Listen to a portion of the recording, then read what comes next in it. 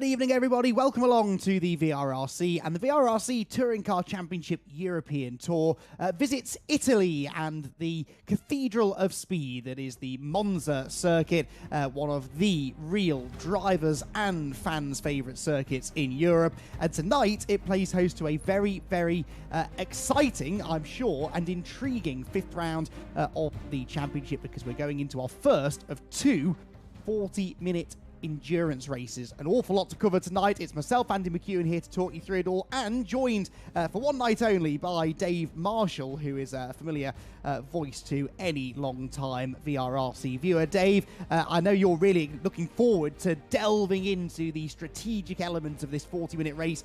40 minutes doesn't sound like a long time, but when you're used to the 15 and 20-minute sprints that we see regularly here on the VRRC, this is a very different kettle of fish. Yeah, intriguing it definitely is. You know, it's one of them where I think I said to you before we went live. It's one of them where we're not really going to know what is going to actually happen until the last 10 minutes of the race, and then we're going to have to try and diagnose it all. So it is going to be very interesting for us to watch. Yeah.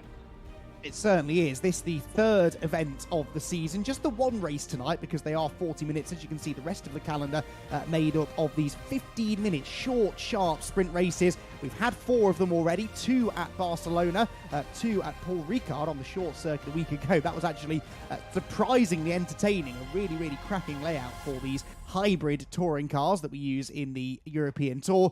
Tonight we're at Monza before we head to the Red Bull Ring and Hockenheim for another 2 sprint sprint race formats. The second of these 40-minute races will take place on the 3rd of August at the Spa-Francorchamps circuit in Belgium, before we head to Bikaniki and Silverstone, the Grand Prix circuit at Silverstone, for the championship decider. And based on what we've seen so far this season, highly likely that we're going to be talking about a championship that goes right down to the wire. They always seem to here on the VRRC, and I think that this hybrid touring car championship is going to be no different, because so far, Dave, very hard to pick a favourite. Yeah, you know what? It was looking good for the likes of Scott Bugner and Joe Lask. Unfortunately, Scott Bugner with work commitments isn't here tonight, and he's not sure how much of the rest of the season he is going to be able to do. So you can see that also opens the championship wide open. But Nicky Taylor, for me, was the real surprise last round out. Didn't look particularly comfortable with the car in round 1. But I tell you what, he came out the blocks in round 2. But now he's got that success ballast, Andy. So will we see the cars that's slightly heavier here tonight really struggle, and maybe the likes of Josh Martin, Kyle Felvis, even Andy Carroll really fighting that charge for the podium spots? Yeah, Nicky Taylor's season has steadily improved. Had a 6th and a 4th at Barcelona, a 3rd and a 1st last time at Paul Ricard. He became the 4th sprint winner, because those top 4 in the points, Joel Last, Nicky Taylor, Eric Axelson and Scott Bugner, have all claimed 1 race win so far this season. Carl Felvis doing well in 5th place. Remember, not really a front-wheel drive specialist, it's fair to say, but he's been going pretty well actually so far this season. Josh Martin, Andy Carroll, Elliot Dalton-Ayres, Jens Verhoeven and Reece Bell rounding out the top 10 in the championship, and well, only just over 40 points actually, covering the top 10 in the points. So if someone does have an off night and someone from further down the top 10 really comes on song, which could happen with the way that the Success Ballast system works here in this championship, then it could all turn on its head. As you can see, we've had 17 drivers score points so far, and it has been a wide open championship. Now, what are they all fighting for then in this series? Well, we have some very shiny trophies on offer for the top 3 finishers at the end of the season, as well as the weekly Driver of the Round award, which is complicated normally for us commentators, myself and Jack Oliphant usually, to come up with a Driver of the Round. Just the one race to choose from here tonight, which in theory should make things easier. But actually, Dave, I think that the Driver of the Round tonight might end up not just being the fastest driver or the most spectacular driver, but perhaps the driver who really wraps their head around the strategy the best. If you can figure that strategy out, you could really spring a surprise result and catch our eye. Yeah, so just looking at the timing tower here, and on the practice result from the run up to this round, we've got the likes of Reece Bell. Remember Reece Bell last round out, really impressive drive from him. For me, really taking himself from further down the grid to being a proper mid-pack contender, which is really good to see. 140 laps he's turned so far. That, to me, says he's done a lot of strategy practice, and it could be that really pays dividends here tonight. Yes, so there you can see the practice times then, with Jordan Brennan making a welcome return and immediately right up near the front. Rich Hayden as well, 3rd fastest look for him. So very, very competitive practice times, and we'll wait and see just how competitive the qualifying session is. That coming up in the very near future, just a couple of minutes away from that qualifying session getting underway. In the meantime, let's take a look at the Monza circuit with an onboard lap on board one of these hybrid touring cars.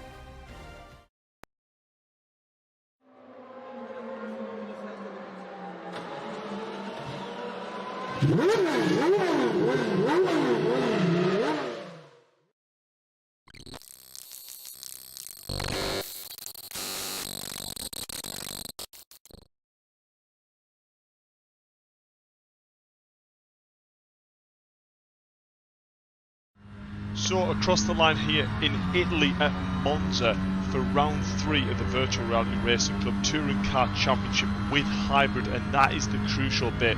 With hybrid at a track like Monza is so important. Now on the brakes as hard as we dare, trying to pick that braking point out and then use it to full potential, full brakes all the way down the chicane.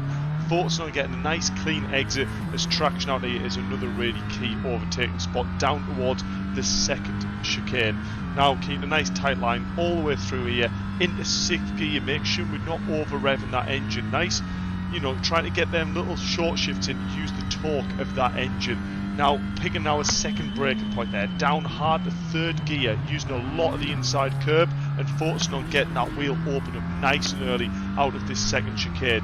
Now we're going to actually hold 4th gear through here.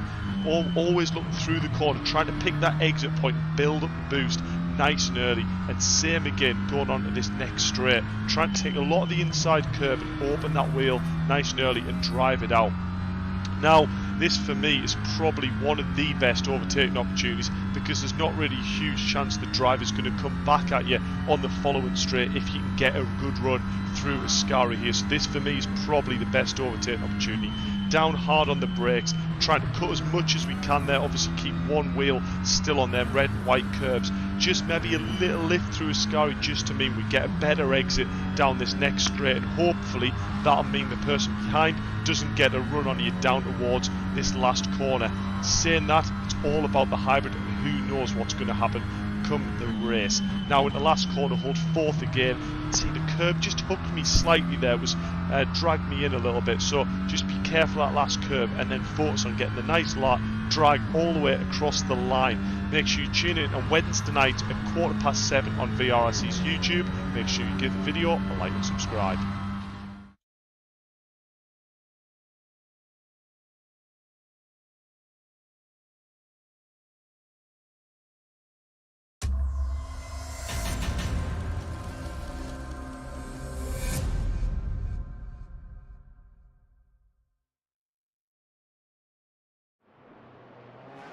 So the Cathedral of Speed, then the Monza circuit here, as I said, a real driver's favourite and a fan's favourite as well, Dave, because it offers, as you can see from that onboard lap, plenty of places to try and launch an overtake, and that's before you start taking into account the hybrid system. When the race gets underway later on, they will each driver will have 50 uses of the hybrid system, which runs for 10 seconds at a time with a 2-second cool-off period between uses. And Dave, you're free to use those 15 hybrid doses if you like, whenever you like, but this is not a 15-minute sprint race, it's a 40-minute race.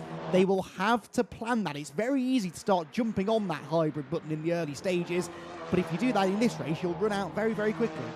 Yeah, I think it's definitely going to be down to them drivers in that mid-pack. You really don't want to be using them hybrids early on, because you'll just sacrifice your runs into that bunch and pack ahead. So, it might be worthwhile them front 1, 2, maybe 3 drivers using it to get that little bit of a gap.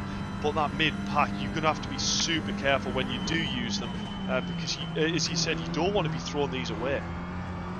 Indeed not. No hybrid in qualifying, remember, so we don't have to worry about that too much now. In qualifying, though, you can still get yourself a straight line speed boost by running in the slipstream. The slipstream in these hybrid Cupra TCR cars that we use for the European Touring Car Championship. The slipstream is pretty powerful, and as you can see here on board with the returning Jordan Brennan, he's got a nice little slipstream from a group of cars ahead, actually, and he'll be trying to use that now to set a decent lap time. This is going to be his first proper attempt at a flying lap. Joel Lask sets the benchmark with a 56.8, which is immediately beaten by Eric Axelsen, which is then beaten as well by Jordan Brennan. So 1 minute 56.195 now the time to beat, and he manages to jump ahead of Eric Axelsen, who's been the qualifying king so far. Eric, the Swedish assassin, has been on pole position for both of our meetings so far. Second fastest right now, but I expect him once again to be in the hunt tonight, Dave. Yeah, definitely. But remember, Eric's got quite a lot more weight there on board over the likes of Brennan. Brennan does have ballast on, but only what he's been given, the handicap ballast. So that is, he's a level 5 driver, so he's got 25 kilogram of ballast. Whereas the likes of Eric, he's a level 3 driver, but obviously where he's finished in the championship as well, being P3, that then adds an additional 15 kilogram on. So, Eric is actually really punching here, and to be only 0.3 off Jordan Brennan is a very, very good achievement indeed. Yes, indeed. So he is on the soft tyres. Our top 4 fastest drivers all on soft tyres. Dalton Ayres, though, is one of handful, I notice, on the medium tyres. Again, a reminder, if you're new to this series, there are 3 tyre compounds available, a soft, medium and hard. That will become very relevant in the race later on, but I'm a bit surprised actually, Dave, to see just how relevant it's become in qualifying. However, this is a long lap, nearly 2 minutes a lap. You don't have time to be coming in and changing tyres mid-session, so perhaps that's why some of them have gone on the mediums, because they feel there they can do the full 15 minutes. They shouldn't lose too much tyre performance over those 15 minutes, and they don't have to dive into the pit lane to get those tyres changed. And so far, doesn't seem to actually be losing them too much performance. Yeah, so interestingly enough, I actually had a pretty good, decent coaching session with Elliot earlier on in the week, and it turned out for us that the medium tyres, there wasn't that much of a difference between the medium and the soft tyres, but where the softs really come into play is if a driver can switch it on straight away and get that lap in on the dot, that's when it pays dividend.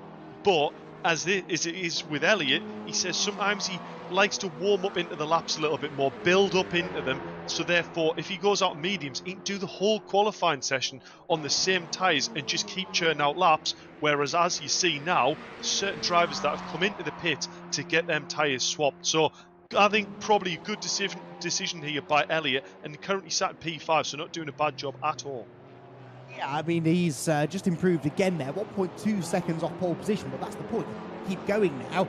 He can keep on trying to find people to get a slipstream from, people to work with, whereas those that have just come into the pit lane have set essentially one flying lap. They've come into pit. They might get 2 flying laps in the second half of the session. They don't have really then very much time to position themselves in the slipstream train to try and improve their lap time. So Jordan Brennan then on provisional pole position, 3/10 quicker than Eric Axelsen second. Andy Carroll has recently jumped up into 3rd position ahead of Joel Laskin 4th, Nicky Taylor in 5th, Elliot Dalton-Ayres, who we're following, is 6th ahead of Rich Hayden, who's the next car ahead of him, 7th, 8th for Reece Bell, 9th Paul Laramie, and 10th for Paul Zanetacci. Jens Verhoeven at the moment then, Dave, the one who I would say is a little bit out of position, the newcomer to the VRRC, only 12th fastest at the moment. Yeah, Jens is definitely a little bit out of position, but for me, so's Josh Martin at the bottom of the grid at the moment. When, you know, we'd like to think Josh can definitely get further up the grid, and he's a contender, remember, for that podium position in the championship. So Josh, with it being one round, or one race should I say, really can't afford to not qualify well here, I wouldn't say tonight. Yes, although, interestingly, his qualifying efforts have been pretty poor this season. He's had 2 10th places in the qualifying sessions so far, a 9th place in race 1 at Barcelona and a 7th in race 1 at Paul Ricard. His best result was a podium finish, a 2nd place finish in the reverse grid race at Barcelona. So Josh Martin, qualifying has not been his forte, I think it's fair to say, and that has definitely been hampering him. We know he's got the race pace, but we've noticed every round pretty much so far, Dave, he's leaving himself too much work to do after qualifying, and when you start mid-grid, you're really kind of asking for trouble, aren't you? That's where there's always something that kicks off in the early stages, especially here at Monza. That first chicane can be trouble. Yeah, definitely, and actually I'm just keeping an eye on these live timing at the moment. Josh actually doing his fastest Sector 1 that he's done yet. Sector 2 slightly behind what he previously done, but this to me actually looks like Josh is on an alright lap here, so let's see where this is going to put him as he comes round the last corner here, making sure he gets nice and early on that throttle and not overshifting that engine. I noticed that was one of the things Josh was really doing a lot of in the previous round. So as he comes across the line now, where's this going to put him on the timing tower? There we go, up into P5 there for Josh Martin, so that's more where we thought he might end up. Great lap by him. Much more like it. That for Josh Martin, gets himself onto the inside of row number 3. Now, Eric Axelsen has improved his time. He found an extra 10th, actually, last time around, so he's now only 2 tenths slower than Jordan Brennan at the front of the field. But if Eric wants to keep up this 100% pole position record from qualifying sessions so far this season, he needs to find a decent chunk of time, and he's got no one around him to slipstream with, so no help aerodynamically speaking. He's just got to try and hook the lap up by himself. He's coming into the Parabolica now, the final turn, and Eric Axelsen, is he going to choose to finish this lap or come into the pit lane? He might just have time to pit for new tyres, and I think that might be what he's doing. He's taking a very tight line out of the Parabolica and does indeed pull into the pit lane. So Eric Axelsen going for a tyre change. He will have time probably for 1 flying lap once he's done that. Very odd line there for Nicky Taylor through the two Lesmos. I think he was getting out of somebody's way. Nicky Taylor, 6th fastest for the time being. And as you said, Dave, he's been getting stronger as the season goes on. Had that victory, in fact, a 3rd place in race 1 and then a victory in race 2 at Ricard. And he'll be disappointed, I think, if he can't recreate that podium pace tonight. Yeah, but as I said, you know what? Didn't have much weight at round 1. Went into round 2 also with not much weight, and I think that's what he really capitalised on. But then, unfortunately, going into this round, Monza with them straights, this is where weight's really going to hurt. That acceleration, the punch of the car. But remember, it's not just the acceleration. If it's hurting you there, it's also hurting you on the brakes as well. So you can't brake quite as late, and it's a vicious circle. You try and chase time in them sort of places as a racing driver, and it's sometimes the worst thing you can do because you cannot get the car rotated. Yeah, absolutely. And Monza really is all about braking and accelerating. I know that sounds like a daft thing to say, but you make so much time on the brakes, so much time on accelerating out of those tight chicanes that extra weight is not going to help you. Now, Nicky Taylor getting a bit of assistance now from a teammate. There's nothing in the rules to say that you can't work together in quite that manner in qualifying. And Nicky Taylor being shoved along there by Kyle Felvis, who is also well out of position. So these two trying to work in tandem, quite literally here, pushing each other down the pit straight. And I think they might even lock bump again here through the Curva Grande and down towards the 2nd chicane. And is Kyle Felvis going to give him a little nudge? Yes, he is. Now, this is something new. We haven't really seen them do this in the past. I know in some forms of sim racing, Dave, making contact, even if it's helpful contact like that, can invalidate your lap. What's the ruling here at the VRRC on that one? No, I believe unless if you go off the track or have a crash with the environment, you should be all right for posting a lap. But that to me looked a little bit wide there. Even if that wasn't track limit by Nicky, I imagine he's lost a lot of time. And there you go, off again through the right-hander. I remember he was saying the other night, them are the 2 corners he absolutely hates. The rest of the track, he's not too bad at. But for whatever reason, you always try and roll a little bit too much speed into there. And I've just seen there, Jordan Brennan with another blistering lap time going into that sub 156. So really putting a stamp on this race. But let's face it, Andy, the lap time here in qualifying isn't going to really tell much of the picture when it comes forward to the strategy and the 40-minute race, what we've got left to do, what we've got left to come. Absolutely, and of course no hybrid at the moment in qualifying. They can only use that during the race, so you would expect them actually to have a bit more performance when we get into the race later on in a way. I know they'll be carrying more fuel, but that hybrid is worth so much time. So 2 minutes to go then, so these two will come across the start-finish line. I think they're probably going to be going on to their final lap now.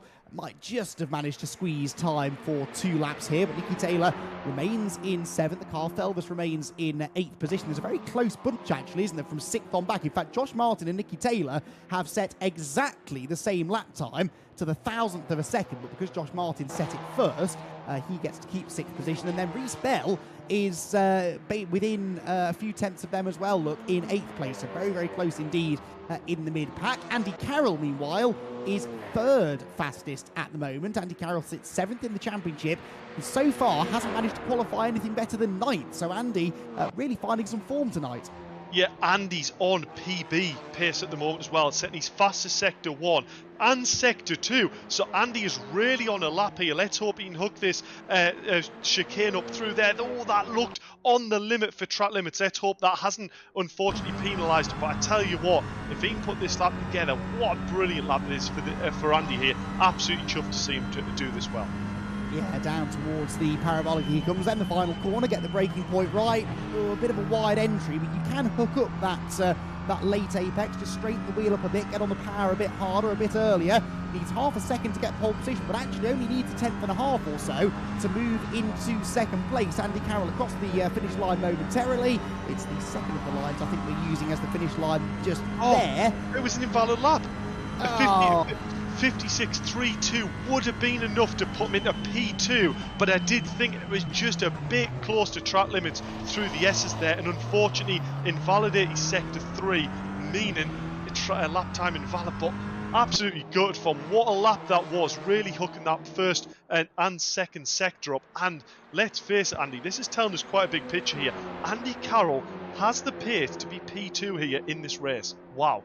Yeah, absolutely. That was a good effort. Unfortunately, not a legal lap, though, as you said. Checkered flag is out now. The time has ticked down to 0. Kyle Felvers has improved to 9th place, so he did find some more time right at the end of the session. Jordan Brennan is still pushing on as well as he heads out of the first Lesmo, down towards the second of those Lesmos, the two 90-degree right-handers at the top end of the circuit. Runs very wide over the exit curb, and motors on down towards the Ascari chicane, the third of the chicanes here at Monza. And Jordan Brennan, I think now looking pretty comfortable, isn't he? That, as you said, Dave, the only driver into the 1 minute 55s, nearly 4 tenths quicker than Eric Axelsen second, Andy Carroll third, still pushing on to try and get onto that front row. But Jordan Brennan is back with a bang, isn't he? Yeah, and currently just set fastest first sector out of everyone so far. So he's gone purple in sector 1, not quite as quick in sector 2, but needless to say, I don't think he's really got push much more, really. I think he thought to come back to the pits here. I think Eric, with the weight on board, just can't extract that little bit more potential out the car. And I tell you what a job by both Andy and Elliot Dalton-Ayres here. Fantastic effort to put it P3 and P4.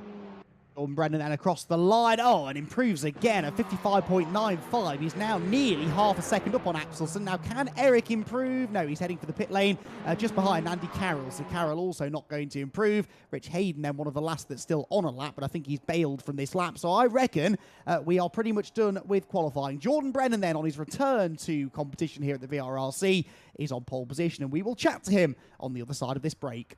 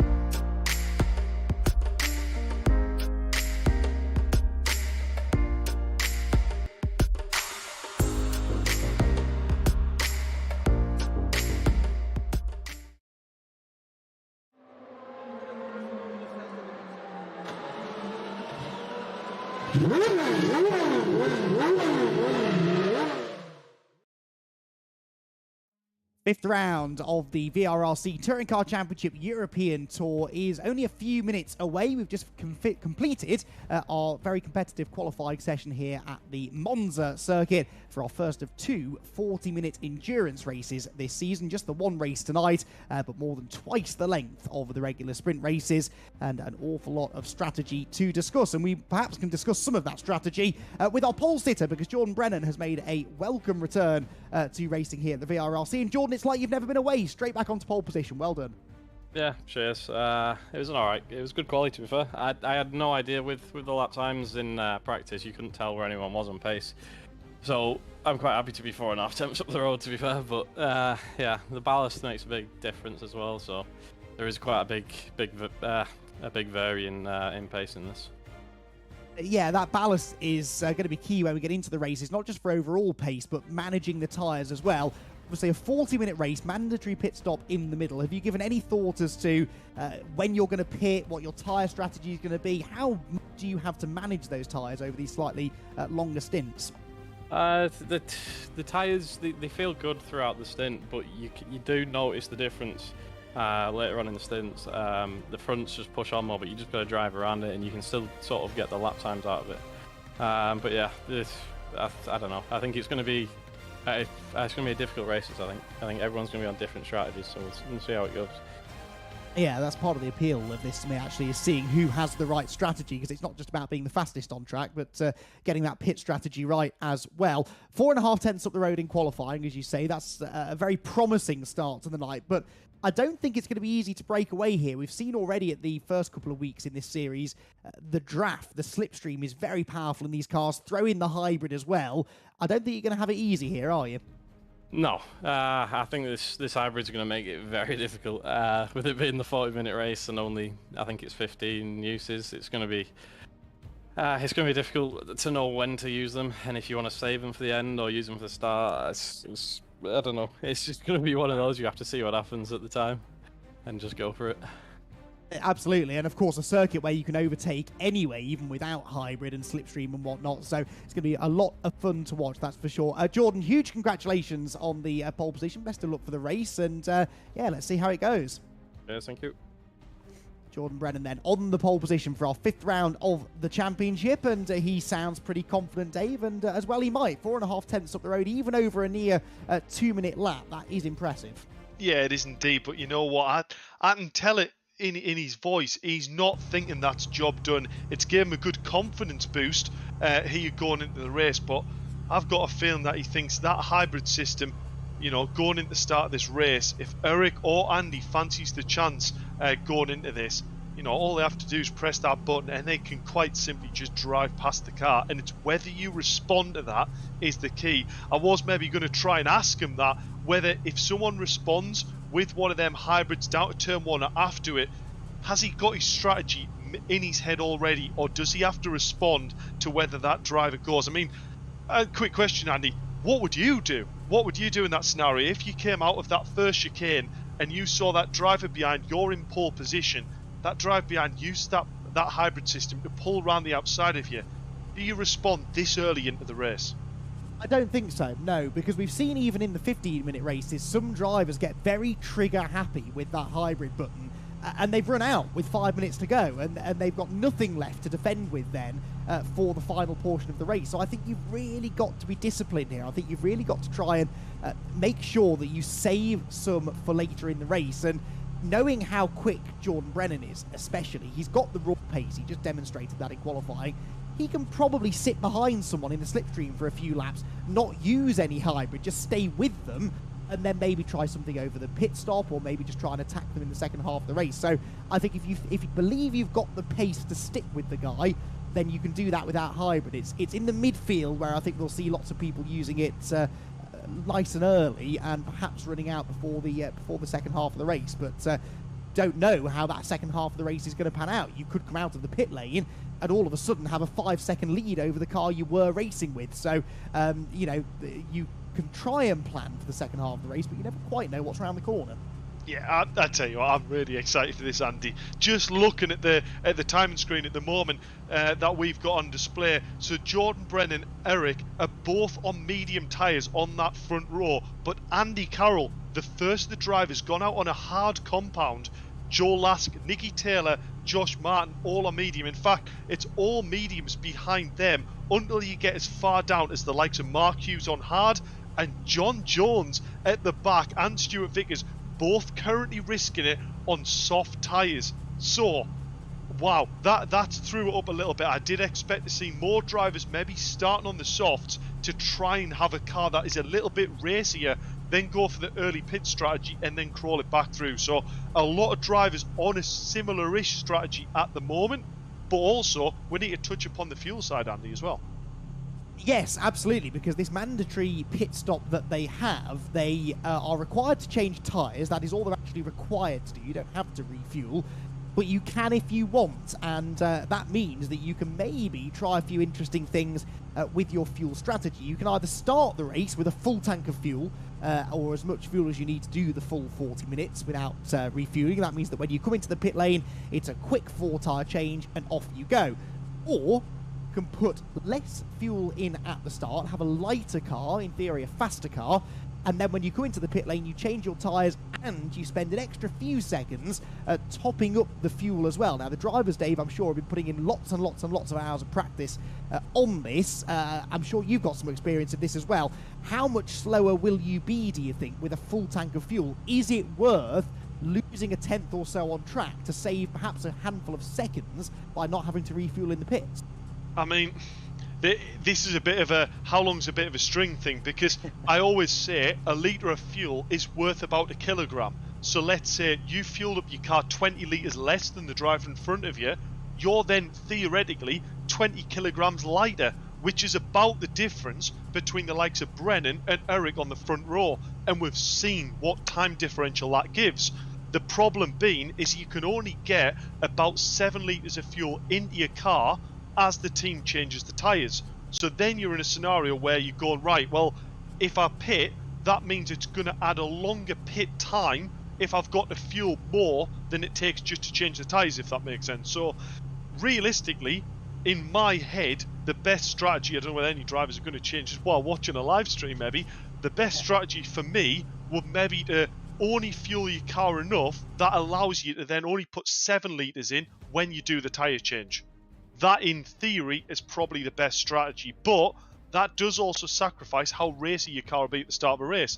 If a driver has got less fuel in, maybe, you know, the likes of the drivers who we've seen brilliant racecraft from, e.g. Nicky Taylor, Josh Martin, brilliant racers, they would actually benefit quite a lot from taking that fuel out the car and giving themselves that early advantage to get through that traffic.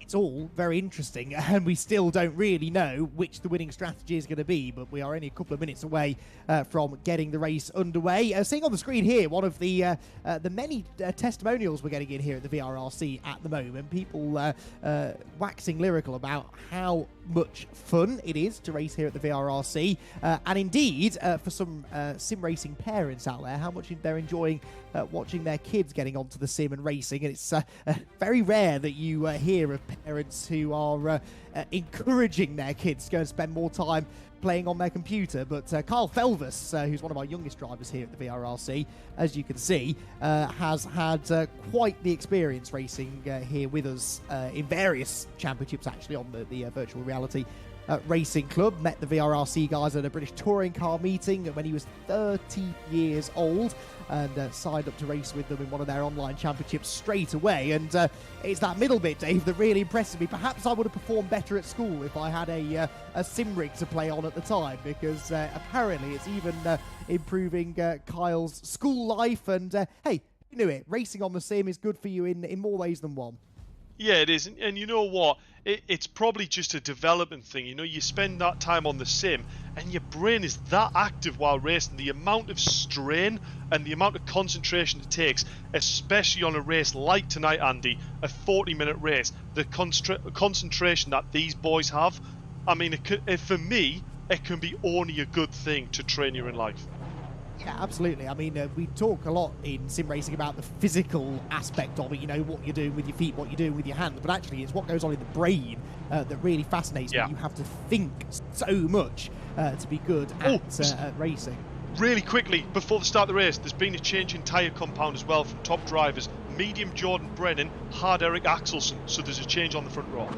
Interesting stuff. Right then, we'll get into that once the race gets underway, because that is now just a second or so away. The red lights are on. They go out now, and Jordan Brennan leads us off for round number 5 of the VRRC Touring Car Championship European Tour here at Monza, and Brennan will lead them initially on the run down towards the first chicane, pulls immediately to the right-hand side of the road. Nobody using the hybrid just yet. Everyone trying to manage that a little bit in the early stages. Elliot Dalton-Ayres comes careering up the inside, goes into the side of Eric Axelson. No, opens the door for Joel Last to try and dive up the inside. There's carnage in the midfield as well, as Josh Martin is nerfed off onto the grass. We always thought that first chicane could cause drama, and it absolutely did for everyone other than Jordan Brennan. Yeah, and to me, that looked actually like Joel Last did a particularly good job at trying to get through the traffic, going wider than anyone else that saw to open that up. And actually, look at Eric dropping back considerably through the grid from that P2 position. And there's Nicky Taylor, who I believe there was a slight bit of contact there, just pushing him onto the gravel. And I tell you what, Elliot Dalton-Ayres up into P2 within the first 3 corners. Fantastic effort. He was aggressive into the first corner, but it worked. It got him into second spot. Joel Lask is there in third place. The black car right behind him. Remember, Joel is the championship leader, 7 points clear of Nicky Taylor coming into this race. Now, Nicky is only 9th, not really on the pace so far this weekend. To the outside goes Joel Lask. He's going to slipstream past Elliot Dalton-Ayres into the Ascari chicane. And through over the curbs they go. So Lask back into second place. Jordan Brennan, though, 2.3 seconds up the road already, and he really was able to take advantage of that. It shows how important it is to get into that first chicane cleanly, because if you do that as the race leader, you're going to be hard to catch, although he is being caught. Dave, they're over 2 seconds back there down that back straight, but they seemed to be benefiting from the slipstream, and so clearly that slipstream is powerful even from that far back. Yeah, that slipstream really is fair powerful there from what we've seen. Here we're going to demonstrate here. Nicky Taylor right up behind Kyle Felvers. This will give us a true indication how much straight line will he have. In fact, actually, Nicky Taylor, for me there, looks like he's working with Kyle. Will he have a nip out now? No, he's pushing Kyle to get onto the back. You can see, I believe that's Josh Martin battling hard with Rich at the moment. And if they are side by side, losing time here, that there is where working together as teammates will actually really benefit. Yes, certainly. That was a little bit of contact, actually, to the first corner there, I think, with Rich Hayden and Andy Carroll. Andy Carroll 5th at the moment, so he's lost a couple of places from where he started, but he's still basically up there with the leading pack. Jordan Brennan 1.6 clear now, so at the moment he is being reeled in by Joel Lask. Top 3 drivers on medium tyres, but Axelsen, as you said, on the hard tyres, as well as Andy Carroll. So 4th and 5th places on the hard tyres.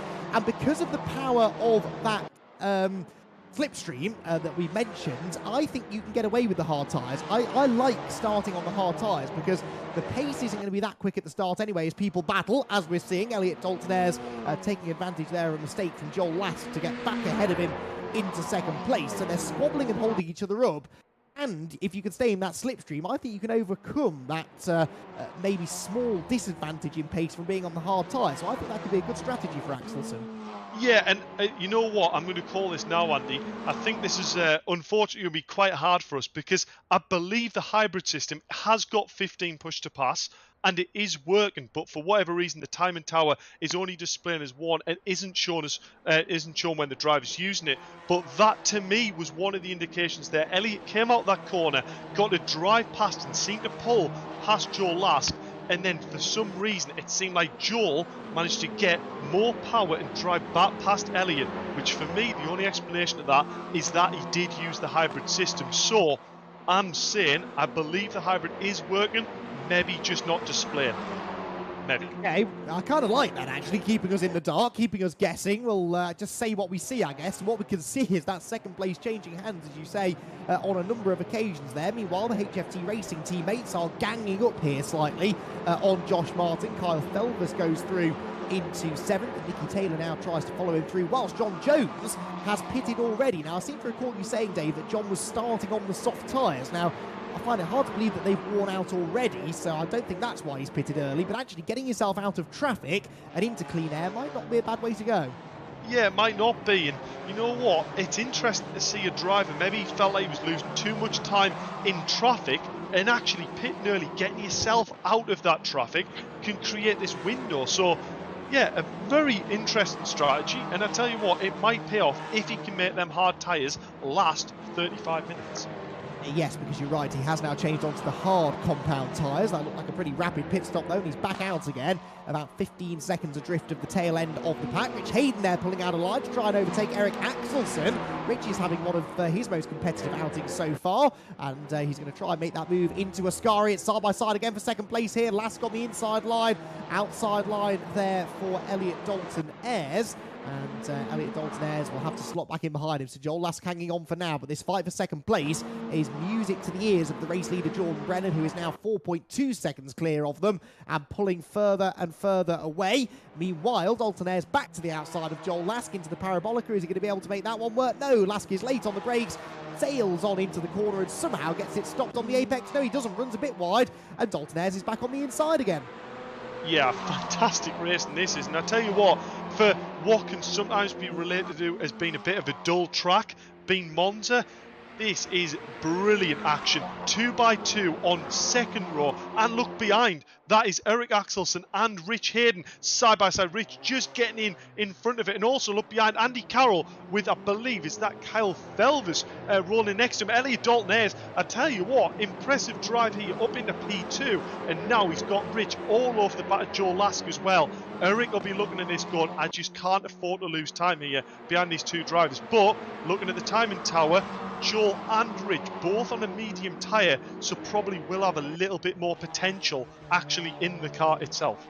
Yeah, but this is what I mean, though. Axelsen is staying with them as they battle. The same is true of Andy Carroll as well. They're both on the hard tyres, remember, but their deficit in tyre grip is being negated by the fact that everyone else is tripping over each other around them. Bit of a bad exit from the second chicane there, though, for Andy Carroll. So the inside goes Nicky Taylor. Kyle Felvers having already overtaken Andy into the first chicane. Josh Martin is now on the tail of the silver and bronze-coloured car through the second of the Lesmos, out onto the long run down into the Ascari chicane. There goes Dalton Ayres, then Lask, then Hayden, then Axelsen, then a bit of a gap back to Felvers, Taylor, Carroll, side by side with Josh Martin, who's to the outside of him going down the hill underneath the old Monza banking and into the braking zone at the Ascari chicane. On the right is Carroll, on the left is Martin, and it's Carroll who hangs on for now.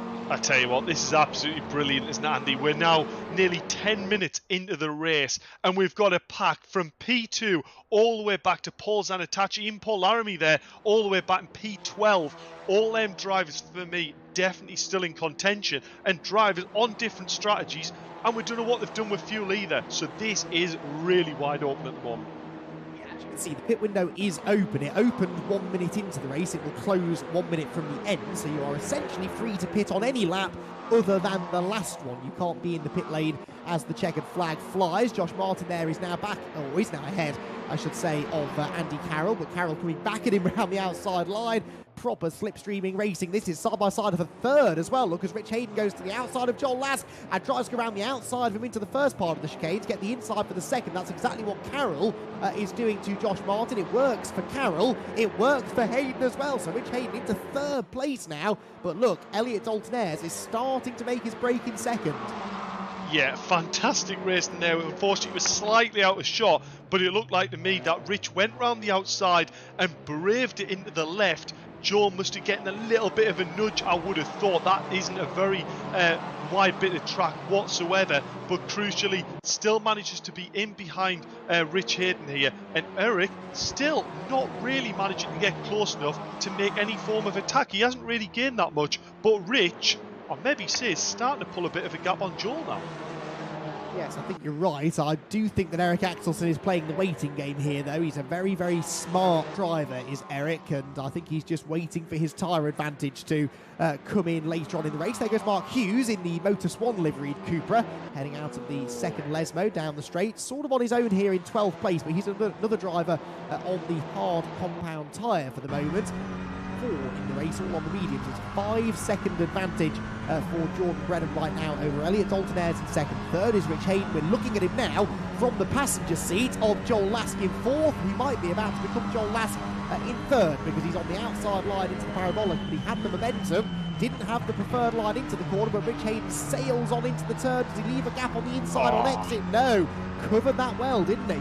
Yeah, that was fantastic driving there by Rich. Just got late enough on the brakes to make it authoritative and not away around the outside, but got it stopped crucially on that apex, and Joel had absolutely nowhere to go. Joel actually bumping Rich a bit here.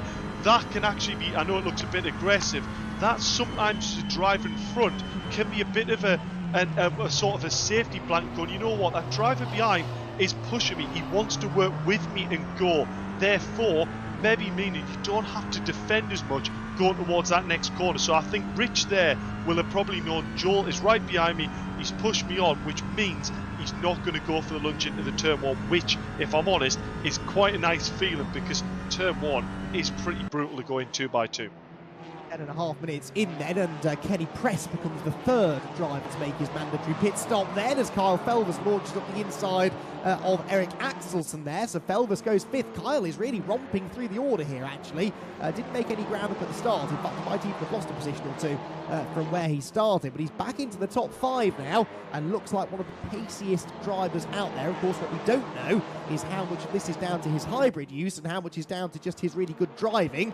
I suggest a bit of both is the case, but Kyle Felvers already, no sooner has he got past Axelsen, but he's in the slipstream and on the attack to try and take 4th place away from Joel Lasky. Goes to the outside into the Ascari chicane. Tough move to make this though, and Joel Lasky I think will hang on. Yeah, that's never really a set of corners you want to go in 2x2 and get that overtake done. The crucial part is trying to get a good exit, which it looks like Eric didn't really, and that might make him a little bit vulnerable with Nicky Taylor there in P7.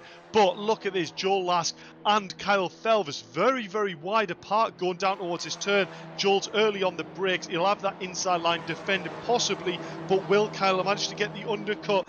Not really close enough, but Kyle here putting some good laps in. That slipstream is not only probably giving him better lap time, but also, Andy, I think maybe it might be saving the tyre a little bit because you don't have to push the corners quite as hard. Again, there is the bump from Kyle Felvers, but Joel Lask isn't getting the message. He's still defending. No. This is frustrating for Kyle, isn't he? He's trying to work with Joel. Joel's having none of it. In fact, squeezes him onto the grass into the chicane. That almost ended in tears. Yeah, I don't think this is particularly good teamwork between the two of them. Joel Lask is defending from Felvers, putting him on the grass, and ultimately costing them both time to Rich Hayden, who is now 0.2 seconds up the road from them. Oh, that was exciting, that, wasn't it? That was exciting. Kyle round the outside. It was very, very brave to keep his nose there. But if I'm honest, I don't really think he had much of an option. He's trying again, round the outside. Surely he's going to have to cut the chicane. He does indeed. How the world them drivers didn't lose more time than they did. That was very brave to go for an overtake here. With the hybrid system and the slipstream, I said to these drivers in the previous week, I would recommend the time when you get these overtakes done is in the straight, because you don't want to be losing the time through the chicane. Clearly they've listened, they're going 2x2 at these chicanes, and thank God they didn't, because it's made for fantastic viewing for us. It's excellent racing, isn't it? We weren't really sure what to expect because these drivers are very used to the 15 or 20 minute sprint races. A 40-minute race is a very, very different challenge, and we did think that perhaps they would take it easy. Things would settle down a little bit more quickly than normal, but anything but. And I think this was a great choice of circuit, actually, to run the endurance race at, because it is a place where you can overtake, you can run side by side. And so, as tempting as it may be to just play follow the leader in the early stages of a 40-minute race, they're not really choosing to do that. Axelsen and Martin here side by side, as Josh Martin round the outside of Axelsen. Really, really good move that into the Parabolica, and he moved into 7th place.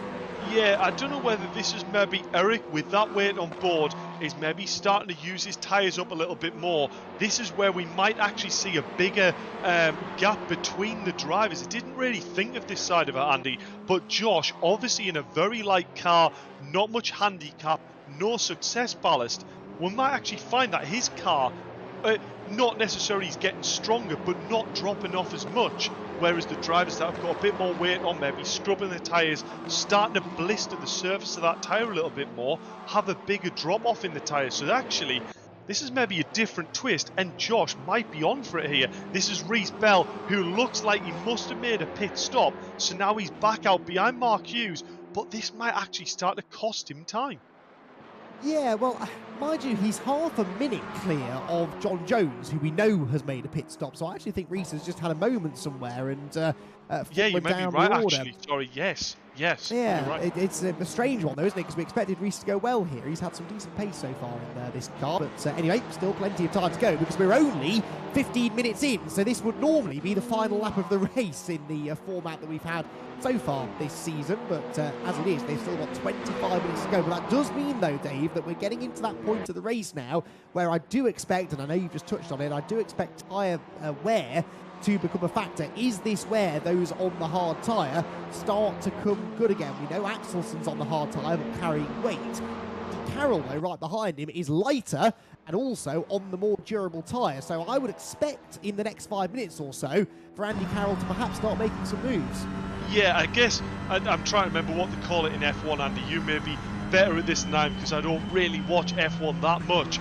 But this is the moment where when them medium tyre drivers start to pit, that is when them hard tyres, you need to push. Maybe use them push to passes, get that lap in that gives you the advantage and get out in front of them for the next time they're going to the pits, and that'll give you that overlap when the hards then decide to pit. So yeah, this is going to be wide open, and I'm not quite sure which way it's going to go yet, as we see yet again Kyle Felvers trying now this time to go around the outside. He's going to have to cut that, and I imagine he will have to give back a little bit of time there on Joe Last. There wasn't quite the room to do it, and there you go, Kyle Felvers giving that lap time back. Very, very fair racing indeed, but Nicky Taylor now has managed to close that gap because of that altercation. And I tell you what, Josh Martin must be watching this going, boys, you take each other on track and I'm going to get myself up near P4. And I tell you what, the HFT boys are running very, very risky. The right wheels on the grass on the way, and look at this, Josh Martin all over the back, nowhere to go with that run. And I tell you what, 3 abreast through the back section of this track is not going to work, but the drivers behind are approaching too quickly to use any advantage. Was brilliant racing. I'm not convinced that was the fastest way through the chicane, but my word, it was entertaining to watch. They're still banging doors here. Lask and Taylor have been getting into each other through this whole lap. Joel Lask does now break through in front, and here comes Felvers round the outside. Josh Martin is there, Axelson's there, Andy Carroll is there. This has got disaster written all over it. Nicky Taylor selling the dummy, and Lask is sideways. He's off the road. Joel Lask off into the gravel trap. The championship leader in trouble. He's going to drop right to the back of this group, and you could see that one coming from a mile away. Joel Lask was not giving in, was not letting the HFT racing drivers come through, and in the end it cost him. I'm going to say this now. Was that a case of Joel was just pushing a little bit too hard on the brakes, and that's what cost him there? There wasn't any contact from the purple and black cars on the way into that corner. Joel lost that all on himself. Very, very good job about not creating contact when he came back onto track. But I tell you what, this has opened the door for Felvers, and look at this, we've got Josh Martin as far right as you possibly can go on track. Nicky Taylor, that was 3 abreast there, but I tell you what, I hope he realises Eric is on the far left side of this track, because 3 will not work through this corner. Well done, boys, well done. To hear a bit of a punt there from Andy Carroll into the back of Axelson. Martin weaving around behind Nicky Taylor. I agree absolutely with what Tom O'Farrell, our wonderful producer, has just told us, because he says that they're losing too much time in this battle, and you may as well pick to get into clean air. I am amazed, Dave, that Joel Lask did not do that, because having lost all of those positions, lost all that time, we're nearly halfway through the race now. You may as well pit, stick another set of tyres on the car, and get out into some clean air. Use that undercut, which is where you pit early, get out of the traffic, get in the clean air, use your fresh tyres, whilst everyone else is on old tyres and they're all tripping over each other in this very entertaining battle to try and leapfrog them during the pit window. But Lask did not do that. I wouldn't be surprised if we see some of them pit this time, though, because we are, at the end of this lap, going to be pretty much bang on halfway through the race. Yeah, I'm just trying to work out the strategy there. So that means if Joel had pitted the lap before, he'd have probably had about 22, 23 minutes to do on a stint of, I presume, mediums. I presume the majority of these drivers are making the mediums last. They're going medium. So that might be why some of these drivers are starting to really struggle with the grip of the tyre, starting to drop off that window. So I wonder whether Joel thought, with the strategy he's going for, it might have actually meant he would have had to have gone for hards to stretch the time. Otherwise, he wouldn't have been competitive in their last 2 to 3 minutes. In saying that, exactly what Tom said, I think they are losing a lot of time here by battling, because look at how far the likes of Rich and Elliott have managed to go up the road. In fact, talking about Rich has come into the pits now. Talk about strategy. There you go, medium, I would say for definite. Well, it shows how much we know, though, because Rich was one of the very few drivers not in this battle, and yet he is one of the first leaders to pit. Then a contact there from Martin onto Kyle Felvers. This temporarily becomes the fight for third, of course, with Rich Hayden dropping down the order. He should rejoin in 14th place, and we'll watch his lap times with interest now. He has pitted and changed onto another set of medium tyres. Here comes Martin again, looking to the outside of Felvers. That doesn't work, so he pulls to the right-hand side, which now becomes the outside into the second chicane. That one ain't going to work either, and Kyle Felvers hangs on. That drops Josh Martin back into the clutches slightly of Nicky Taylor, with Eric Axelsen still just keeping a watching brief there in 6th position. If any of these drivers are going to go long, though, here and try the overcut, which is where you pit significantly later than everyone else, as they peel into the pit lane, they leave you in clean air, and you can just carry on circulating, then you would expect it to be Axelsen and Carroll, because they are on the hard tyre. They should, in theory, have the capabilities to go a little bit longer without losing quite so much time, and maybe, Dave, swap onto the soft tyres for their second stint. Yeah, I never even thought this was going to be an option, where actually we might end up with some of the medium drivers able to make the tyres last long enough to go onto softs. I mean, I didn't think that was going to be possible in a 40-minute stint, because drivers do say the struggle on the mediums over a 15-minute stint, but I can only take it, it's the lack of corners here at Monza, the longer straights is maybe not stressing the tyres quite as much, but let's bear this in mind when we go to the second endurance race at Spa, because that'll really mix things up.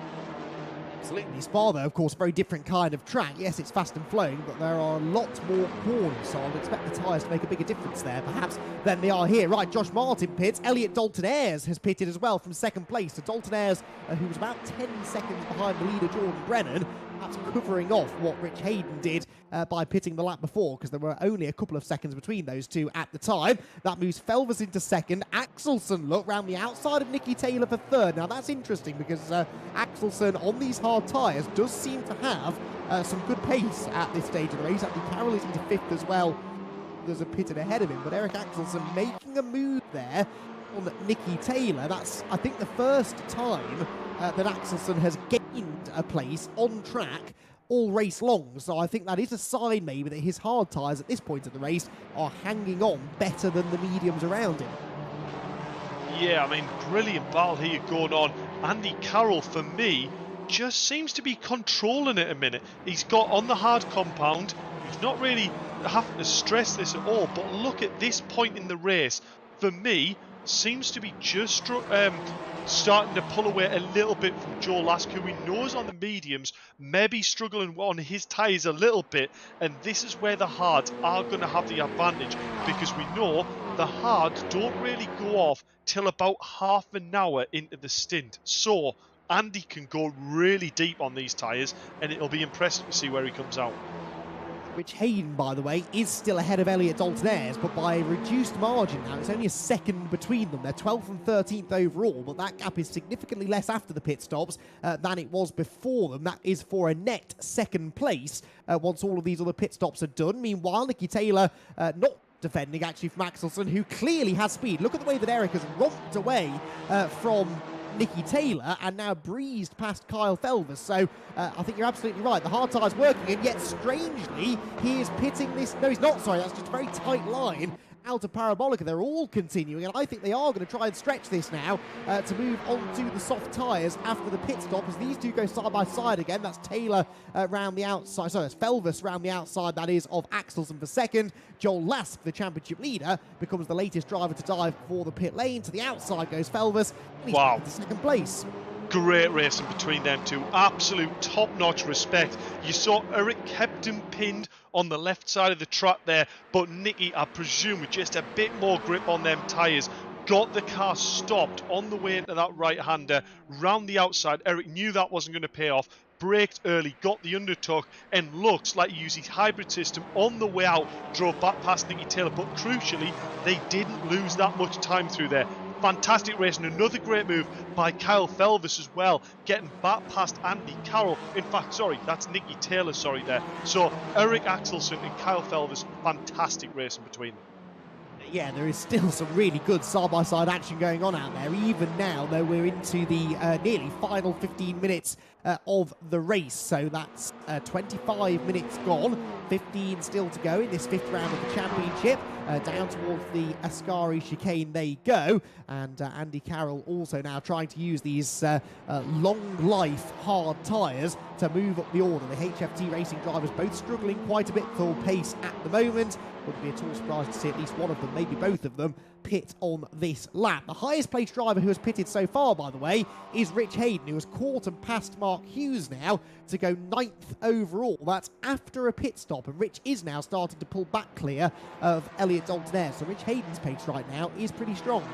Yeah, you know what, actually, I think I've completely missed an overtake. I'm not sure whether you said it, Andy, but Elliot Dalton was in P2 on the pit stop. So Rich Hayden actually has managed to do the pit stop and get past Elliot for P2.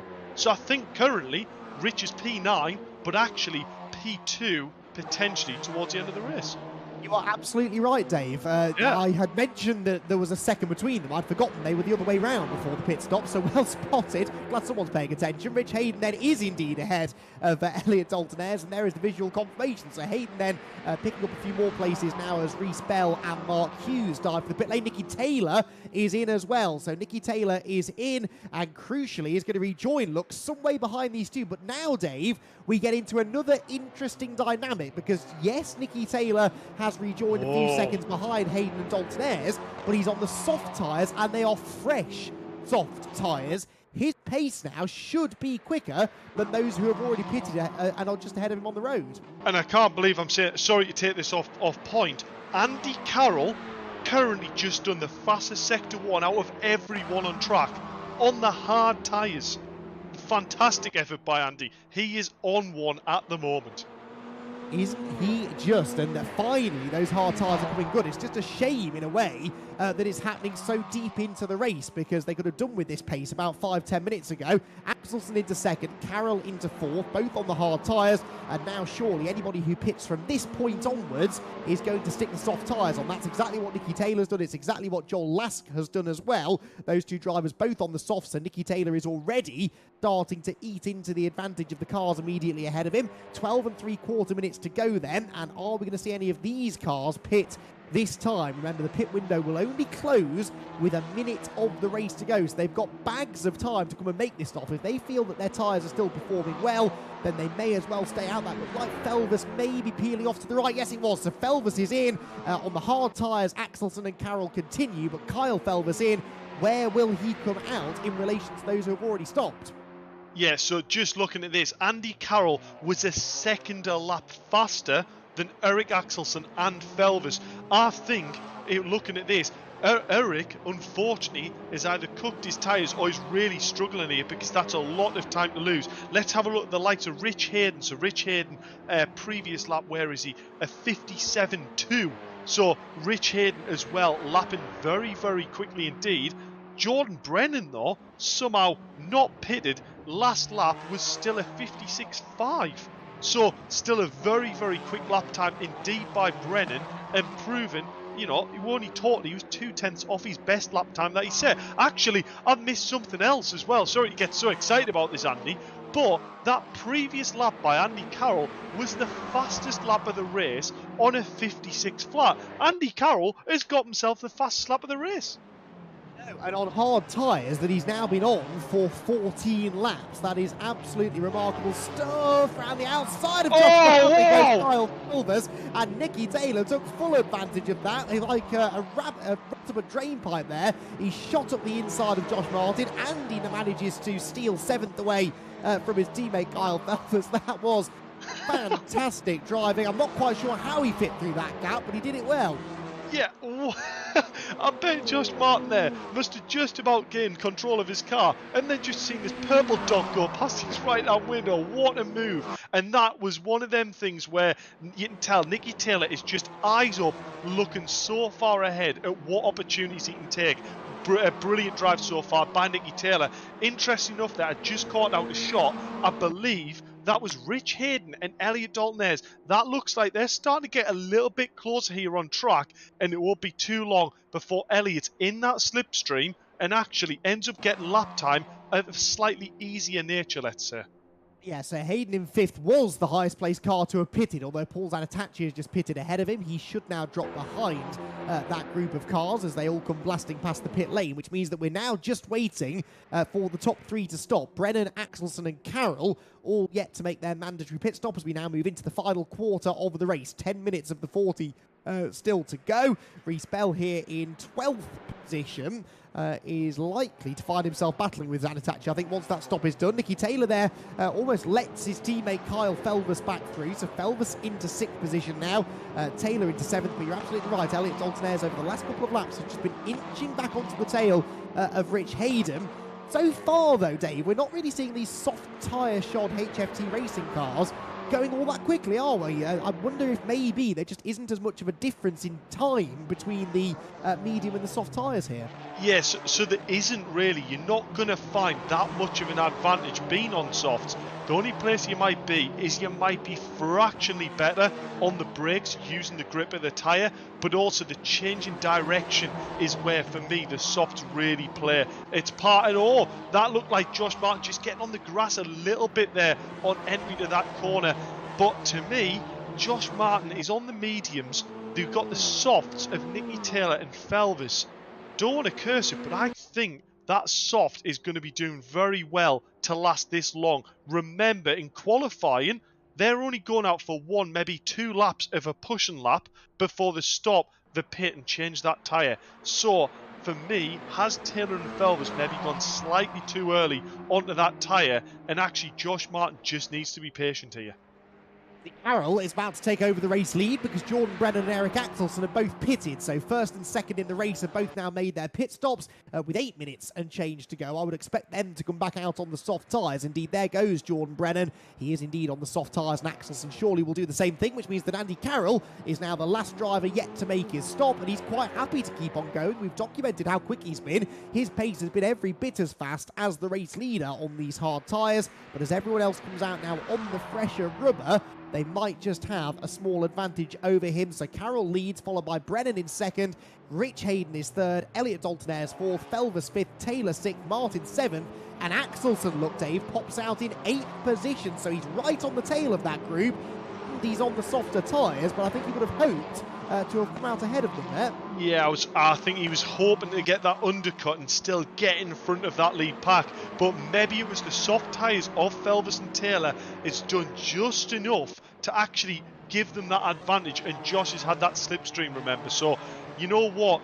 Fair play to the HFT boys. That might have been the crucial moment to keep ahead of Eric. So, fair play. Josh Martin here, using that push to pass. Whoa, not much room given there whatsoever to get up the inside. And I tell you what, this is just all playing in the hands of Eric, where he's just going, boys, you just keep battling up ahead, and I'm just going to keep reeling that time in. That is going to be using the tyres of these soft boys. In fact, could be wrong. This could be Kyle already starting to struggle on them tyres with 6 minutes left to go. In fact, Josh Martin there on the hybrid has got his job done. Past he goes, weaving there. That to me is probably telling Kyle to, back off a little bit, give me a bit of a breathing room, I'm going for it. And I tell you what, he has gone through and already left a bit of a gap on Felvis there towards the Nicky Taylor's car. So, on Kyle Felvis rather than Nicky Taylor, sorry. So, yeah, very impressive. The only thing I also haven't taken note of, Andy, which I probably should have done, is how much a pit stop is actually worth. Because we're on board with Andy Carroll now, trying to work out where he's going to come out on track. I think this could be quite good for him. Well, he was a second or so, wasn't he, ahead of Axelson, I think, before the pit stop. So let's see. There goes Rich Hayden. There goes Carroll back out. Where is Eric Axelson? It's going to be very close, this, because here they come. Look, there it's going to be very close. Oh, he's going to drop behind them, isn't he? Look, so Axelson's going to go through. Martin goes through.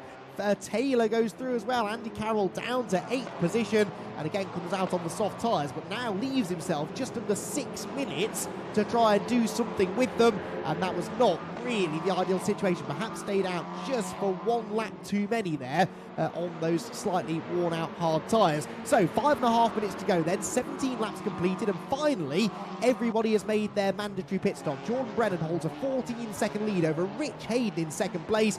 3rd is Elliot Daltonaires, a further 2.5 back. Kyle Felvis is 3.3 behind him in 4th position. Then it's Eric Axelson in 5th, Josh Martin in 6th, then Nicky Taylor in 7th position, Andy Carroll 8th, John Last 9th, and Jens Verhoeven rounds out the top 10. I tell you what, Zanatachi has absolutely played a blinder here. All the way back P11, in a bit of no man's land, but currently just posted the fastest lap of the race on softs. What an absolute blinder to bag himself 3 points. That is a good point, actually, yes, because the fastest lap of the race is worth 3 championship points. So if you're that far down the order, worth trying to go for that, actually, because that's worth a couple of positions on track, essentially. There, Eric Axelsen closing in on Kyle Felvers. Kyle does seem just to be struggling, as we've said, on these softer tyres. Axelsen is also on soft tyres, but his tyres are quite a bit fresher than those around him. That looks like Stuart Vickers just getting out of the way. He's going a lap down to this lot, and this is going to be interesting into the Parabolica, because as he tries to get out of the way, Eric Axelsen is looking to the inside. Oh, that was very close in the background, Dave.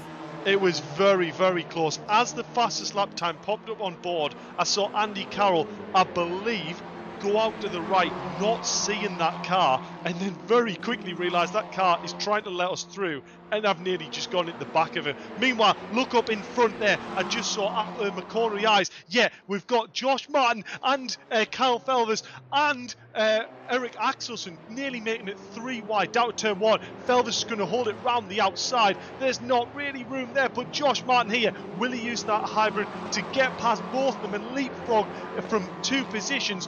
What a brilliant drive, Josh Martin. That is a fantastic effort. Brilliant time to use your hybrid. Yeah, read that situation perfectly, realised that Felvers and Axelsen were going to trip over each other there and hold each other up, and Josh just teed up the exit of the corner, his medium compound tyres giving him some good traction off the turn and a dose of the hybrid as well, and Josh Martin moves into 4th position, definitely a candidate for driver of the race, I would say. He's into 4th, albeit 4 seconds now behind Elliot Dalton-Ayres, who can't actually make any inroads into Rich Hayden in 2nd place, who is also doing a very, very good job at the end of the race. 3 minutes to go, so the end of this lap should see us go on to the final lap of the race, I reckon, depending on exactly how far ahead of everyone else Jordan Brennan is. He's 17 seconds to the good now over Rich Hayden, but that could be the start of the final lap incoming. Yeah, fantastic effort by these drivers. I think it's about that time when we actually do have to start thinking about driver of the day. Josh Martin has to be a strong contender. Elliot Dalton-Ayres, you know, what a job he's done to be P3. Rich Hayden then P2, and then Jordan has just done the absolute flawless. Came in, took pole lap. He's got fastest lap of the race, and you know what? He probably hasn't really seen anyone in his mirror for the past 20 minutes. So, brilliant drive by Jordan as well. And he's just set another new fastest lap of the race as well. I mean, yes, no doubt about it, the best performance of the race has been Jordan Brennan, that's for sure, but we just haven't seen a lot of him, really, because he's not been part of these battles. Nicky Taylor into the pit lane again. Now, surely he's not running out of tyres. With 2 minutes to go, Dave, surely he's not making another tyre pit stop. Yeah, that one is very, very strange. We'll keep an eye on whether he actually stops or whether he keeps driving through. It might be a drive-through penalty for exceeding track limits. Is maybe another option. It'll be the first one we've seen, and it does look to me like Taylor is back out.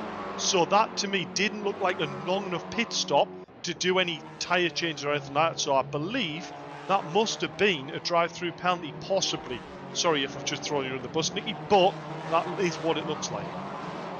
Yes, because, yeah, he's lost a good chunk of time. But I think you're right. I think it would have been more if he'd have stopped in the box. So, okay, we'll try and figure that one out for you if we can. Meanwhile, Andy Carroll here on the tail of Kyle Felvers. This for 6th position here. Both drivers on soft tyres, but Andy's are significantly fresher, although he's just thrown a bit too much at the second of the Lesmos there. Runs out wide over the curbs and the grass and loses traction out onto the next straight, so he's not really close enough to have a go into the Ascari chicane. Jens Verhoeven, though, is more than close enough to Joel Lask. Now, from a championship perspective here, Dave, this has not been a good day for Joel Lask. An 8th place finish at the moment. It could become 9th if Verhoeven finds a way past. Verhoeven, remember, on the medium tyres, Lask on the softs, which perhaps are past their best now. But Joel Lask will be glad to see the back of Monza, I think. Yeah, I think he definitely will be. And this is where, you know, there's definitely going to be one more lap of the race. This is where it's probably better for Joel just to swallow his pill, let Jens go through, and then Jens might start to battle the group in front of him that he can then take advantage of. It's too desperate at this stage with one lap to go, looking at the speed Jens has got. I think he will get past. Carroll, meanwhile, is also battling up the road. Look, he's trying to get up the inside of Kyle Felvis and take 6th place away, which he does with ease going across the start-finish line. And we do now go on to that final lap of the race with Carroll up an extra position. Verhoeven still stuck behind Joel Lask in the background there. Lask defending the inside line. And I hear your point, Dave, but I somehow don't think that Joel is going to roll over here and let Verhoeven through. He's going to defend like his life depends on it. Yeah, definitely. It does look that way. Andy Carroll, to me, looks like he's maybe got the slightly fresher tyres, getting past Kyle Felvis, or, let's face it, might also have more hybrid left at the end of this race. Kyle Felvis has got the inside line, though. That will be job done on the way to the brakes. Actually, he's overran it slightly. He's had to stop it on the apex there, look, to make sure he made the corner. And I tell you what, this has made the pack behind really bunch up. This is the last thing Andy Carroll wanted here. Maybe he should have just pulled back on the brakes a little bit sooner, gave Kyle Felvis the run into that corner to take the pressure off, and they might not have lost as much time. Meanwhile, Jens is absolutely on one, and we might end up with Jens finishing in P6 at this rate. Well, especially if these two keep on squeezing each other off the circuit, which nearly happened there going down the back straight. Andy Carroll then hangs on to 6th for now with Kyle Felvis behind. There's one more straight coming up, remember, on the run towards the Parabolica, where this could all change round again. Meanwhile, Jordan Brennan is going to take a dominant victory in round number 5 of the VRRC Touring Car Championship European Tour, the first of our 40-minute pit stop races here at Monza. And Jordan Brennan it is who comes home a race winner, with Rich Hayden getting his first podium finish of the season. He's been on real top form here tonight, and a 2nd place is a brilliant reward for him. Ends off Elliot Dalton-Ayres, who never could get within a 2.5 seconds of 2nd place. Josh Martin with a fighting drive to 4th place. 5th goes to Axelsen, 6th to Andy Carroll, and 7th is going to be side by side at the line, but it should just be Kyle Felvis who hangs on. Jens Verhoeven in 8th, Joel Lask all the way down in 9th. Paul Zanatachi will round out the top 10 finishes, with Reece Bell about to come across the line in 11th place. But some fantastic racing there, some great stories to pick up on after the 40 minutes of racing. I'll tell you what, Dave, it might have been a 40-minute race, but it felt like another 15-minute sprint. That absolutely flew by. Yeah, I cannot quite believe that was a 40-minute race, if I'm honest. I think there was a moment when you said there's 15 minutes left and 25 gone. I thought, blinking heck, it doesn't feel like that's been any time whatsoever. And I tell you what, fair play to the drivers, giving us action from absolute start to finish, battling for position, and we ended up with 2 cars nearly nose to nose going right across the line as well. Fantastic driving from everyone I've seen on track night. Yeah, that was brilliant, brilliant stuff. John Jones here is going to be the last of the finishers, down in 16th position. Well, actually, not the last of the finishers. Stuart Vickers, of course, was 1 lap down, so he is already at the end of his race. But John Jones, the last to actually come through and claim the checkered flag in 16th position. But yeah, Dave, you're absolutely right. The battles that raged on there right towards the end of the race. And if you take Brennan out of the equation, result and the gaps between everybody looks exactly as it would have done at the end of the regular 15 minutes. So yeah, this first 40-minute pit stop race, as far as I'm concerned anyway, has been an absolute success. Right, we'll catch up with our podium finishers in just a few minutes' time. We're going to take a short break. We're going to catch our breath. We'll be back in a moment.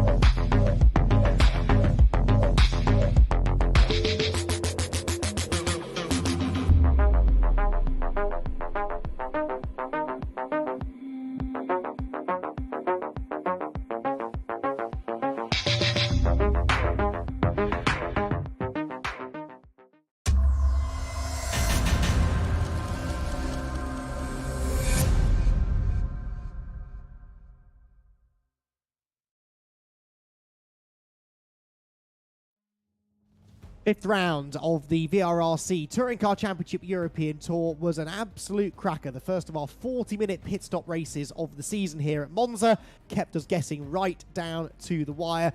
At least for the minor positions. There was never really any doubt about our race winner, though, because it was a lights to flag victory for Jordan Brennan on his return to racing here at the VRRC, and we can catch up with him and the rest of the podium finishers now. Jordan joins us in the commentary box. Jordan, congratulations. That was pretty much as according to the script as it could have been, I guess. Yeah, it went well, to be fair. I've not launched these with the new tyres on yet, so I was a bit concerned off the line, but we got a good start, kept ahead of Eric, and then I just saw them all scrapping behind me. I was like, save my hybrid and just try and get away from them. And then I started making a few mistakes, and I was like, oh dear, just calm it down and get on with it. And then, yeah, it was just plodding along from then on. It really looked, though, like your pace was super consistent, and of course that was the benefit of being out on your own, not fighting with anyone. You could really manage your tyres. But even just before you pitted, I think you were still within a tenth or so of your previous best time. So was that just because you were able to not stress the tyres out too much by racing like everyone else was? I think so, yeah. I did try and manage the tyres as much as possible. My plan was to pit exactly halfway in the middle of the race, and then I'd seen everyone else behind me was going further. So towards the end of the race, I was changing my pit strategy to softs and then changing pressures and stuff to match the tyres. But yeah, my plan, it didn't really go as I planned it, but it was a good result anyway. Absolutely. The big question then, are we going to see some more of you in the Touring Car European Tour? I think your opponents might be hoping this is the last we see of you, but it's always good to see you out there on the track. Yeah, I did plan on doing the rest of the season, but there is 2 rounds that I can't make it to because I'm at British Touring Car, so I should be good for the rest of it. Good stuff. Looking forward to that, Jordan. Congratulations on the dominant race win. Well done. Yes, thank you. Jordan Brennan then gets himself the race victory. Right then, Dave, why don't you catch up with our runner-up finisher? We will do. So we go straight to Rich Hayden with a fantastic P2 finish. You know what? You cannot really grumble with that, especially where you started in qualifying to work your way through, and it seemed like the strategy played exactly into your hands, managing to get out in front of Elliot Dalton-Ayres as well. Fantastic. Yeah, thanks, Dave. That was a lot of fun, actually. It's quite soul-destroying, though, when Jordan tells you he didn't use any of his hybrids until the back end of the race. But anyway, yeah, no, it was fantastic. I kind of had a solid strategy that I wanted to keep to, and then before the pit stop, I wasn't gaining on Elliot at all. We were just matching each other. I was about 2.5 seconds between the two of us, and then I kind of decided to actually pit a couple of laps early from when I was planning to pit. Came out on fresh tyres, used a bit of hybrid to give me a boost, and managed to get in front of him, and then managed the gap after that. Yeah, I mean, it was probably one of the very night and day examples of the overcut or the undercut, depending on which way you want to say it. And I tell you what, it worked an absolute treat because it meant you didn't actually have to battle there on track. Exactly what we want to see from these endurance races. But I've got to ask, was there any worry there in your head as this race went on? Were them drivers who maybe went slightly longer on the hards and then were going on to the softs? Did that come into play? Yeah, I was really worried about Andy Carroll. Worried about Andy Carroll. He was so late pitting. I didn't see what he started on tyre-wise, though. Did he? Do you know what did he start on? Yeah, he started on hards, yeah. And then went to softs. Yep. Yeah. Right. Okay. Yeah. So, yeah, I was really worried. I was looking at the live time and I'm thinking, what's going on here? How Andy's still not in.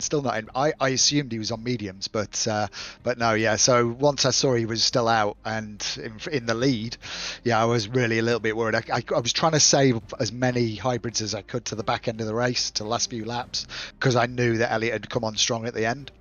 But I actually used a few because I was so scared of not getting out in front of Andy. So yes, absolutely, it was some good strategy there from Andy. Shame it didn't pay off.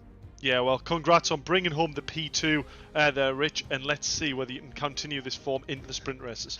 Thanks, mate.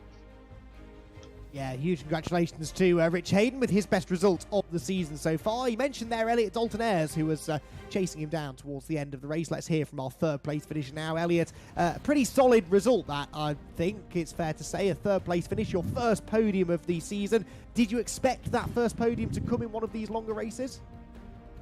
Not really. I was kind of just at the start. I was trying to get my head down, but yeah. And you did. You broke out of the midfield sort of battle, and that was crucial for putting together your race, wasn't it? Because as soon as you got into that third place and got your head down, the lap times just picked up immediately. Yeah, definitely. Gone into turn 1 and turn 2, the chicane, battling with some of them in front of me who started in front.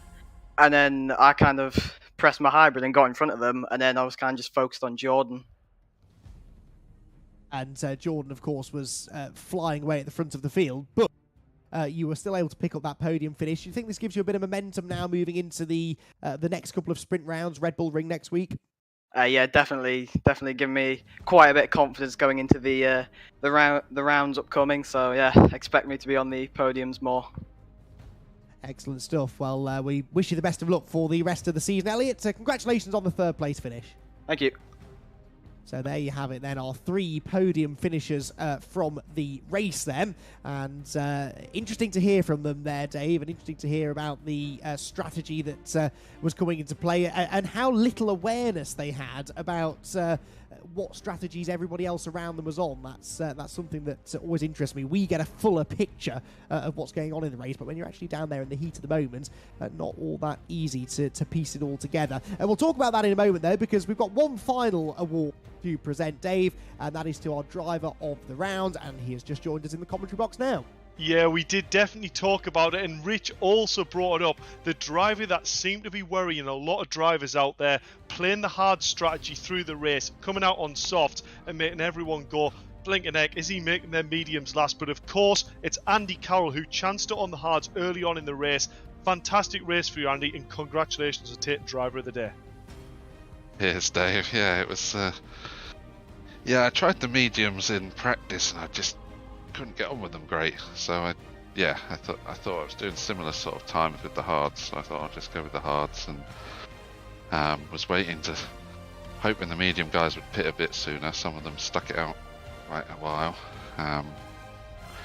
but yeah, saved up my push to passes and just tried to make the most. Tried to go as long as possible. It looked like Eric had the same strategy, but I think I was catching him quite quickly towards the end of that hard stint. Yeah, I mean, I'm going to take it from that race. You probably learned quite a lot. It's one of the first endurance-based races that we've done. It did look like there was this middle part of that race where you were losing a bit of time being stuck in that pack. Was there any point during that period where you thought, you know what, I'm going to have to change my strategy because I'm just losing too much time stuck behind these boys? Because as soon as they pitted, it seemed like that's when you came on strong, and you had 2 fastest laps in there that were miles faster than what you've been doing.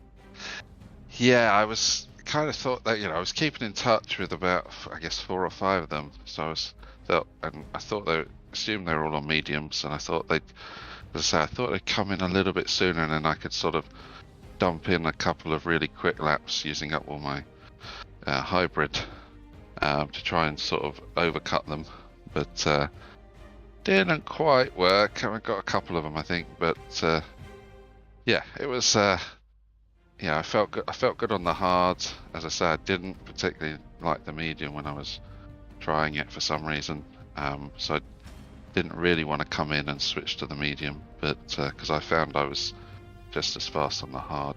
So yeah, I just kind of tried to do something clever, and it kind of worked, but it kind of didn't. But yeah, no, it was great fun, and yeah, definitely a very different very different style of racing to the other couple of weeks we've had so far. Yeah, well, it definitely, I can tell you now, worried a lot of drivers out there. Fantastic racing, Andy, and congratulations on getting you one of them medals for that Driver of the Day award. Well done, mate. Thanks, Dave.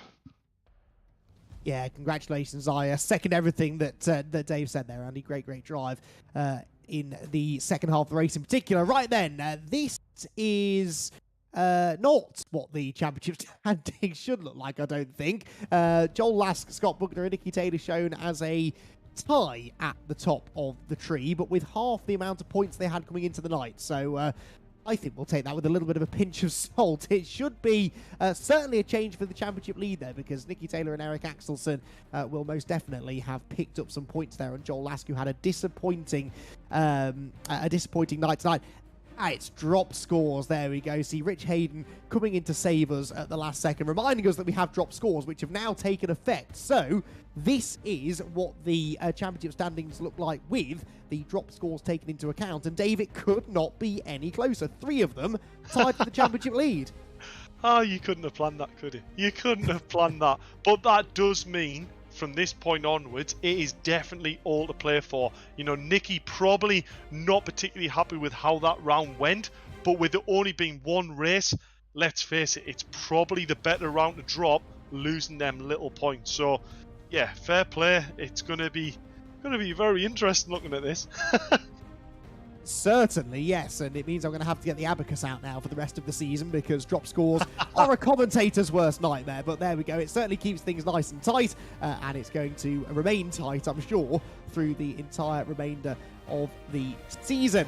So that is round number 5 done with, the first of our 40-minute pit stop races in the championship. We'll be heading to the Red Bull Ring next week, where we'll be back to the sprint racing, the 2 15-minute sprint races there, and we'll see whether those who found a bit of form in the endurance here tonight can continue that, with qualifying starting live at 7:30 here on the VRRC, followed by 2 15-minute races, the second of which features, as ever, that full first grid. We'll do the same a week later at Hockenheim, and then if you enjoyed the mini endurance race here tonight, then the next opportunity you'll have to enjoy one of those will be at the magnificent Spa-Francorchamps circuit in Belgium for the 6th night of racing in this 8-week championship. That, though, Dave, is not all that's coming up here on the VRRC. There is plenty of racing for you to get involved in. If you've enjoyed what you've seen tonight and you want to get yourself out there in a competitive manner, then these are the places you can do it. Yeah, for sure. So, as you can see, we've got our leagues and championships, which you currently spectate, but we've also got fun races and time attack, that we host on Assetto Corsa. We've also got special events and fun races that happens on iRacing, as well as monthly stages on Dirt Rally. So we've got a bit of a throw towards the Nicky Grist stages that I've just been on. So feel free, join Discord on VRRC. Make sure you get involved. You know, you want to get out in Wales in them R5 cars, so make sure you give that a blast as well. Yeah, they're my favourite stages on Dirt Rally 2.0 by far. Really, really good fun, so I might have to give that a go myself. Well, Dave, thank you for joining us here tonight for this 40-minute race. I trust you enjoyed it. I certainly did. Yeah, I mean, honestly, a pleasant surprise to see Monza hold such close racing for as long as it did, and I definitely think the touring cars with this hybrid package on is proven to be absolutely fantastic race side by side. So I think the drivers have enjoyed it, we've enjoyed it, and 40 minutes absolutely flew by. So yeah, really looking forward to Spa now. Yes, likewise. We'll hope you join us then, and indeed next week, for the sprint racing at the Red Bull Ring. For now, though, from everyone here at the VRRC, that is all we've got time for tonight. Thank you very, very much for joining us. We'll see you all again in a week's time.